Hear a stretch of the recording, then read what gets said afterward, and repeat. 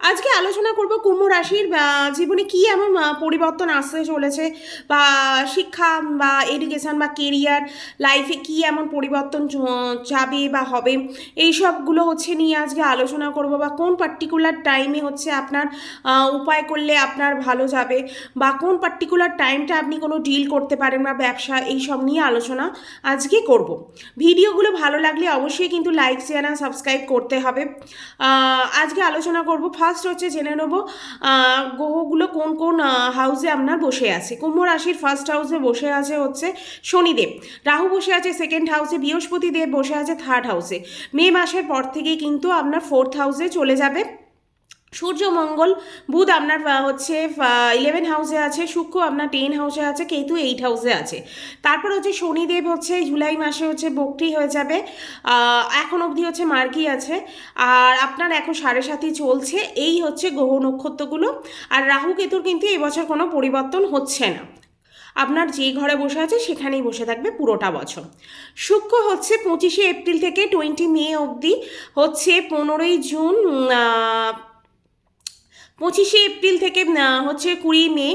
আর আপনার হচ্ছে 15 জুন অবধি মীন রাশিতে উচ্চ থাকবে সেকেন্ড হাউসে। তারপর হচ্ছে বৃষ রাশিতে যাবে, তখনও হচ্ছে আপনার 15 জুনের পর হচ্ছে বৃষ রাশিতে চলে যাবে, তখনও কিন্তু শুক্র যেমন ভালো ফল দেবে, তেমন হচ্ছে 25 এপ্রিল থেকে 20 মে এই টাইমটা আপনার ভালো ফল দেবে শুক্রদেব। আর 15 জুনের পর থেকে হচ্ছে সেকেন্ড হাউসে যাবে বৃষ রাশিতে, তখনও কিন্তু আপনার শুক্রদেব ভালো ফল দেবে। ভাগ্য আর স্থানের অধিকারী হচ্ছে আপনার শুক্র, তাই হচ্ছে খুব ভালো আপনাকে সাথ দেবে, খুব ভালো ফল দেবে। এই টাইমে আপনি খুব ভালো খবর পেতে পারেন। তারপর হচ্ছে আপনার এই টাইমে নেম ফেম পেতে পারেন, বড় কিছু আপনার লাইফে আসতে পারে, বা বড় কিছু আপনি কিনতে পারেন। খুব ভালো সময় যোগকারী একটা গ্রহ এই টাইমে আপনার টাইমটা সৃষ্টি করছে। এই টাইম পিরিয়ডটা কিন্তু আপনার জন্য খুব ইম্পর্টেন্ট।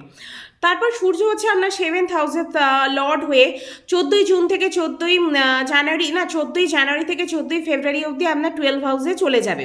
লাইফ পার্টনারে কিন্তু হেলথের এই টাইমে একটু প্রবলেম হতে পারে, খেয়াল রাখতে হবে লাইফ পার্টনারের শরীর বা খাওয়া দাওয়া সব কিছু নিয়ে। কোনো ডিসিশন নিলে এই টাইমে খুব ভেবে চিন্তে নিতে হবে, আপনার লাইফ পার্টনারে যেন কোনো ডিসিশন ঠিক করে নেয়। তারপর 14 ফেব্রুয়ারি থেকে 14 মার্চ কুম্ভ রাশির হচ্ছে একটু জেদ বেড়ে যাবে, এই জেদটা একটু কন্ট্রোল করতে হবে। 14 এপ্রিল থেকে 14 মে যদি গভর্নমেন্টের সেক্টরে কারো চাকরি করছেন তাদের ক্ষেত্রে, বা মেডিকেল ফিল্ডে যারা কাজ করছেন তাদের ক্ষেত্রেও কিন্তু খুব ভালো টাইম। তারপর যারা ফার্নিচারের ব্যবসা করেন, ফরেন ট্যুর করতে চাইছেন, না ফরেন ট্যুরও হতে পারে, যারা এইসব লাইনে চাকরি করেন ফরেন ট্যুর যেতে পারেন তাদের, বা ট্রাভেলিংয়ে কোনো হট করে ফরেনে যেতে হলে এরকম একটা জিনিসও আপনার এই টাইমে কিন্তু যোগ হবে। মান সম্মান এই টাইমে খুব ভালো হয়ে যাবে, আপনার মান সম্মান পাবেন। 15 আগস্ট থেকে 15 সেপ্টেম্বর এই টাইমে কিন্তু স্বরাশি মানে সিংহ রাশিতে চলে যাবে, তাই লাইফ পার্টনারে কিন্তু সাথে আপনার সম্পর্কটা আবার ভালো হয়ে যাবে। একটু যে প্রবলেম হচ্ছিল বা হেলথ ইস্যু হচ্ছিল সেগুলো আস্তে আস্তে ভালো হয়ে যাবে। লাইফ পার্টনার কিন্তু এই টাইমে কিছু কিছু হচ্ছে অ্যাচিভমেন্ট করতে পারে। তারপর আত্মীয়র সাথে যে আগে একটুখানি সম্পর্ক খারাপ হচ্ছিল, সেই আত্মীয় স্বজনের সাথেও কিন্তু এই টাইমে সম্পর্কটা আস্তে আস্তে ভালো হয়ে যাবে। তারপর শনিদেব হচ্ছে মার্চ মাস অবধি 2025 অবধি হচ্ছে আপনার ঘরে থাকবে, তারপর বকরি হয়ে যাবে জুলাই থেকে। এই টাইমে হচ্ছে আপনাকে প্রচণ্ড পরিমাণে একটা আলস্য দেবে, ওভার থিঙ্কিং দেবে। তারপর যারা হচ্ছে লোহার কাজ করেন, টেকনিশিয়ালের কাজ করেন, বা ইলেকট্রিক এক্সপোর্ট ইম্পোর্টের ব্যবসা করেন তাদের ক্ষেত্রে কিন্তু খুব ভালো। বকরি হয়ে গেলে কিন্তু লং ট্রাভেল কিন্তু আপনাকে দিতে পারে।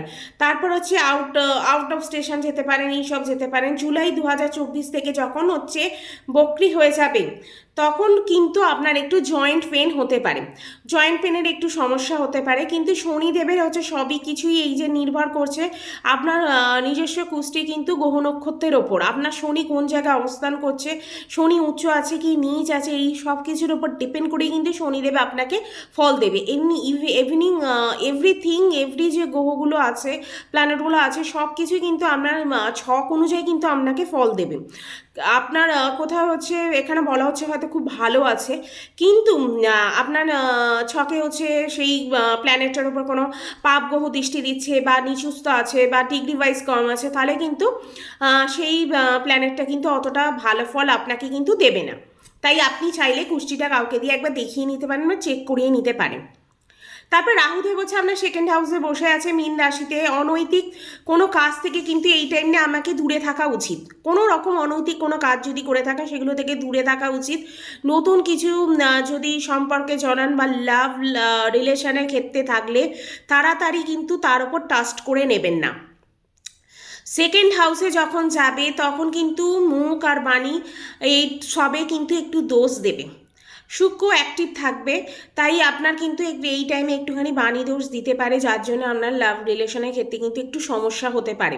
আর জীবনে হচ্ছে প্রেমের ক্ষেত্রে হোক বা আদার্স কিছুর ক্ষেত্রে কিন্তু টাস্কটা কিন্তু খুব ইম্পর্টেন্ট, খুব ভেবে চিনতে কিন্তু কাউকে টাস্ট করবেন। কেতু হচ্ছে আপনার অষ্টম স্থানে থাকবে। আপনাকে রিসার্চ যারা ফিল্ডে আছেন তারা কিন্তু খুব ভালো এই টাইমে ফল করবেন, বা পিএইচডি লাইনে যেতে চাইছেন বা কোনো হায়ার এডুকেশনে যেতে চাইছেন তাদের জন্য কিন্তু এই টাইমটা খুব ভালো যাবে। তারপর তন্ত্রমন্ত্র, অ্যাস্ট্রোলজার বা যারা হচ্ছে খুব ডিপ স্টাডি করছেন বা কোনো অয়েল গ্যাস বা লোহা ইলেকট্রিক্যাল এইসব লাইনে আছেন তাদের ক্ষেত্রে কিন্তু এই টাইমে খুব ভালো তারা ফল করবেন। রেজাল্টটা কিন্তু এই টাইমে খুব ভালো আসবে, কাজের ক্ষেত্রেও কিন্তু টাইমে আপনাকে উন্নতি দেবে। গুরুদেব আপনার থার্ড হাউসে আছে, তারপর হচ্ছে মে মাসের পর থেকে ফোর্থ হাউসে চলে যাবে, তারপরে কিন্তু খুব ভালো ফল দেবে। লাভেশ ধনেশ হয়ে যখন আপনার কেন্দ্রে আসবে খুব ভালো ফল দেবে, ধন বৃদ্ধি করবে, মান সম্মান বৃদ্ধি করবে। তারপর খুব আপনার এই টাইমে এনার্জি লেভেলটা এমনই একটা বাড়িয়ে দেবে, কেননা বৃহস্পতি দেবে তিনটে দৃষ্টির মধ্যে একটা হচ্ছে আপনার 10 হাউসে দৃষ্টি দেবে। সেই 10 হাউসে দৃষ্টি দেওয়ার জন্য আপনার কিন্তু নিজের একটা এনার্জি লেভেলই হট করে দেখবেন বেড়ে গেছে, এনার্জি লেভেল প্রচণ্ড পরিমাণে বাড়বে, যার জন্য আপনার কাজ করার ইচ্ছাটাও কিন্তু এই টাইমে খুব বাড়িয়ে দেবে। খুব ভালো আপনি কেরিয়ারে কিন্তু উন্নতি করবেন মে মাসের পর থেকে। তারপর হচ্ছে আপনার কি উপায় করলে আপনার টাইমটা আরও ভালো যাবে, সেটা হচ্ছে শনিদেবের মন্দিরে একটু পুজো দিতে পারেন, শুক্রদেবেরও হচ্ছে একটু পুজো করতে পারেন। মহাদেবের মাথায় জল দিলেই হচ্ছে শুক্রদেবকে আপনি সন্তুষ্ট করতে পারবেন, একটু দই দিয়ে দই মাখিয়ে শিবের মাথায় একটু জল দেবেন, তাহলে হচ্ছে শুক্রদেবে হচ্ছে সন্তুষ্ট হবে, শুক্রটাকে আপনি স্ট্রং করতে পারবেন। শনিদেবের মন্দিরে একটু যেতে পারেন, শনিবার হচ্ছে একটু সন্ধেবেলা গিয়ে একটু ধূপ ধুনো দিয়ে এলেন বা পুজো দিয়ে এলেন, সেইটা করতে পারেন। তারপর মহাদেবের পুজো তো আছেই, এই তিনটে জিনিস যদি আপনি করতে পারেন তাহলে হচ্ছে আপনার দেখবেন যা প্রবলেম আসে সেই প্রবলেমগুলো কিন্তু সলভ হয়ে যাবে। কিন্তু যে টাইম পিরিয়ডটা বলা হয়েছে সেই টাইম পিরিয়ডটা কিন্তু খুব ইম্পর্টেন্ট, ওই জন্যই কিন্তু সবগুলো কাজগুলো করার চেষ্টা করবেন। আর যে টাইম পিরিয়ডে বলা হয়েছে যে টাইম খারাপ যাবে সেখানে একটু কাজগুলোকে স্টপ রাখবেন, একটু ভেবেচিন্তে কাজ করা উচিত। ভিডিওগুলো ভালো লাগলে অবশ্যই কিন্তু লাইক, শেয়ার আর সাবস্ক্রাইব করতে হবে।